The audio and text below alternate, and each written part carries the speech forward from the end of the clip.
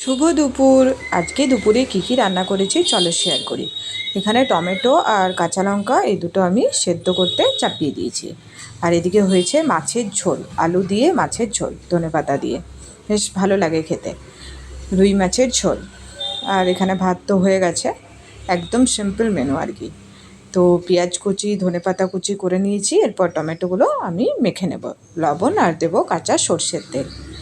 তো টমেটো মাখাটা না বেশ ভালো লাগে খেতে, টমেটো সেদ্ধ টমেটো পোড়া, আমার তো কাঁচা টমেটোও খেতে বেশ ভালো লাগে। তো কার কার ভালো লাগে অবশ্যই কমেন্টে জানিও।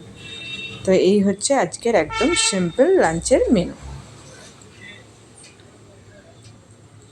তো মেনুটা কেমন লাগলো অবশ্যই কমেন্টে জানিও, আর তোমাদের মেনুতে আজকে কী ছিল ওটাও কমেন্টে লিখে জানিও।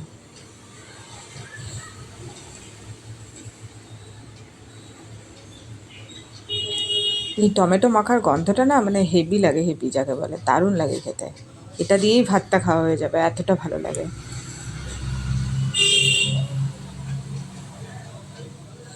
ভাতও একদম রেডি, গরম গরম ভাত, মাছের ঝোল, আর এখানে স্যালাডের মধ্যে শসা কেটে নিয়েছি।